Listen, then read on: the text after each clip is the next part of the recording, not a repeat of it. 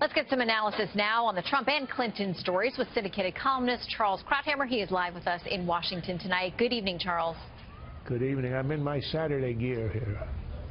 It's the Johnny Cash. We like it. We like it. The man in black. It's working for you. And now we need to know what you think about these two scandals. Let's start with Trump, the audio. Does he overcome it? What does he need to say tomorrow night? Does he address it head on? Look, I think it's extremely hard to overcome for this reason.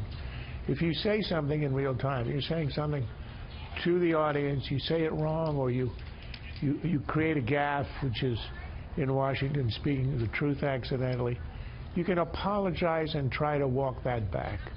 If you are caught on tape saying something privately, that's of a different. How do you apologize for something that was not intended for audiences outside? When he said in his apology, anyone who knows me knows that this tape does not reflect who I am, knows that the problem is that it is precisely the opposite. Any private recording is damaging precisely because it reflects who you are.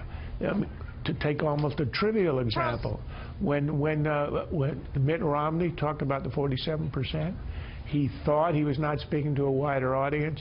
He was betraying what he really thought, and that's what kills you.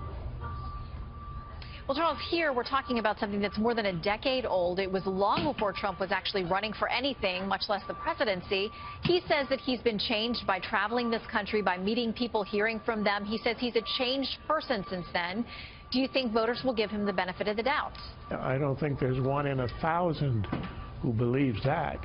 The ones who think that they want him to be the president are ones who believed it before and don't really care about this. There is nobody who's going to think that he's a changed man. What's the evidence he's a changed man?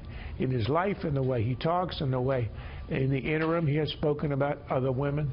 No, that's not. If somebody ignores this or overlooks this or could say, look, he may not be the guy I want to emulate or want my family to emulate or my kids, but nonetheless, Hillary would run an administration so disastrous that would have such effects in the future that I'll support him anyway. Yes, that's logical. But anybody who thinks that he's matured since he was, what, 59? I think not.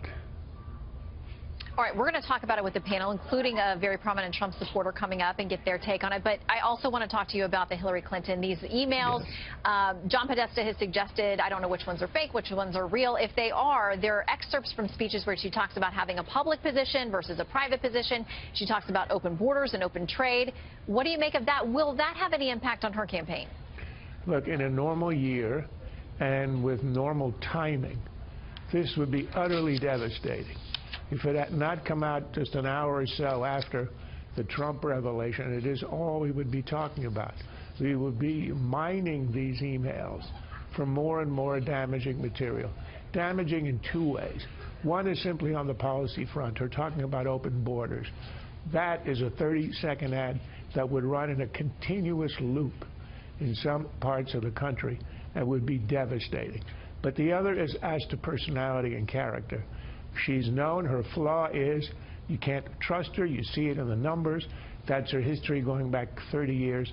And she is admitting here the public and the private are different, and you can just see it right out there, undeniable. Yeah, we're going to dig into those as well, more content from those speeches and talk about the different positions that appear to be outlined in these leaked emails. Charles, thank you very much. Good to see you down there in D.C. My pleasure.